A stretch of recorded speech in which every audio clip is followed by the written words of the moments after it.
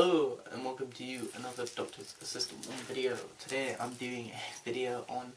my thoughts on the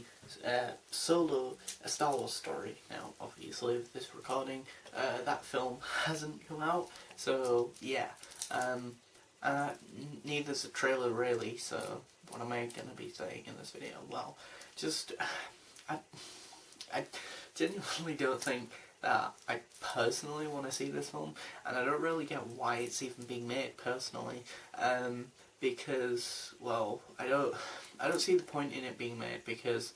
fundamentally, because I can't imagine anyone who has seen A New Hope going, you know what, one thing that I didn't particularly like about that, or I wanted to see more of, was Han Solo. Well, no, they might have said they want to see more of him, but not, I wanted to know who he was before we saw him, sort of thing, you know, because essentially this is going to be a prequel to his character. Now, the thing that bothers me about that, fundamentally, is the fact that he is a smuggler and a character, just a character that's shrouded in mystery, anyway. Or at least for those of us who only sort of take into account the films anyway, so unless you're counting in the expanded universe of the video games and the comic books and the books and so on and so forth, because it probably gets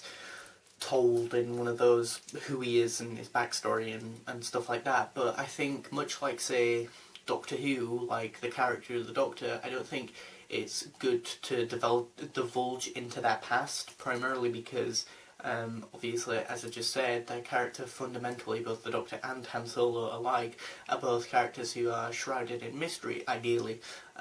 you know, and that gives them a sense of, you know, just us as an audience, a sense of uncertainty of their character, but also, you know, it makes them a bit more interesting. It makes them, you know, interesting because we want to know everything about them, whereas if we already know everything about them, and that, then the only way to go is forward, you know, and that, I guess, with the character. And I've already heard, apparently, there are rumours that the person who, or the two people who originally wrote the sort of, I think what happened was that someone wrote the story for Han Solo, or Solo, A Star Wars Story, and then, like, the director wanted to take that and do some different stuff with the story and, you know, direct it in a certain way or something, and either the director or the writer, or both, maybe, or both the writers, got fired by one of the people who work at Disney or whatever, because of the fact that they didn't completely stick with the script, which this Disney executive person liked. Yeah, and I think that's a bit stupid personally, and that, but I don't know, I can't see who this is aimed at really, and I can't see who really wants to see this, like, so in that respect, why is it even being made? Like, who is the target audience for this? I mean, people who are fans of Han Solo, of course, but those people probably have either read the comic books and played the video games, where, as I said before, he's probably already been told, or been explored in those mediums, and been told, you know, we as fans have been told who he is there, or, you know, the other people who just don't really care about his origins and that, and are fine with just, you know, bumping into him via Luke and or Obi-Wan's character in the cantina scene and finding him there, you know, and they're fine with that, you know, they don't need any further details from, you know, who he used to be and that as a character. So again, who is this aimed at? People, as I say, who want to know about Han Solo's origins will have gone out of their way to find out and or explore the comic books and the video games. So, I mean, my main man, Donald Glover, is in this, apparently, playing a young Kando Rizian, and that, so that's pretty cool, and that, I guess, Orlando Calrissian, even, sorry about the butchering of his name earlier, but that guy, Calrissian, however you pronounce his name, Donald Glover's playing a younger version of him, so that's pretty cool, I guess. I mean, he was also in Spider-Man Homecoming, so recently, Whether or not he'll have a big part in this, I have no idea, because I thought he'd have a bigger role in Spider-Man Homecoming, but I mean, it's good to see him in other stuff other than Community, to be fair, but yeah, no, and then, so that's pretty cool, and then I think, I could be wrong in saying this, but one of the people from Two Broke Girls is in this, I think, maybe, don't count me on that, and then also, I've seen a poster or like an image of one of the new posters for this film, and that got leaked on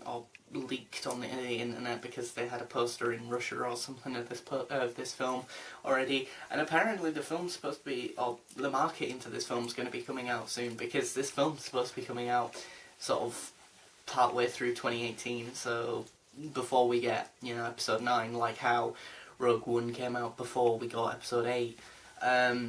But yeah, we don't have any details massively anyway. But my point about the poster was going to be about the fact that the poster shows the Millennium Falcon looking considerably different in a picture of it, sort of careering through the sky and that. And I don't particularly like the design of the Millennium Falcon in this poster and in this picture either. Again, it looks too different from what we've known and loved, really, and what has gone before it, and what the Millennium Falcon looks like, and that. But again, maybe it's because obviously this is how it originally looked like, but at that point you're tampering with stuff that a lot of people will have grown up with and therefore have an emotional attachment and or affinity with, and therefore will get really pissy and complain about it on the internet as usual. But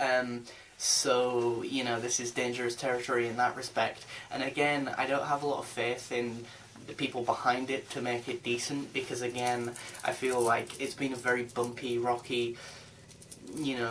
dramatic sort of roller coaster of a production, to get this film where it might be by the time we get it out, whenever we get it out. And again, of this recording, there's been no trailer yet, which that in itself is fairly worrying. Granted, I don't know when the film's going to be launching and or releasing, should I say. So it could be late 2018, I doubt it, but it more than likely will, I'm assuming, be some point sort of maybe either before, I want to say, Infinity War Part 2 or after Infinity War Part 2. Either way, it's going to have to be around that general vicinity. If it coincides with that, then yeah, it'll get overshadowed by Infinity War Part 2, probably. Because I can't imagine, as I said before, too many people wanting to go see this film. As I say myself, as for myself, I don't really want to see this film. I don't really see the point in it, as I say, and I don't know, as I say, who it appeals to, really, but, and I mean, I think as an anthology film, and as a film that's sort of the second one in the anthology trilogy of sorts of films they're doing so far, I think this should be, I think this one, well, in contrast to Rogue One, is weaker, or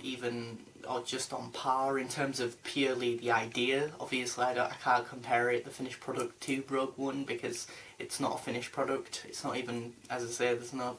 trailer out yet. So,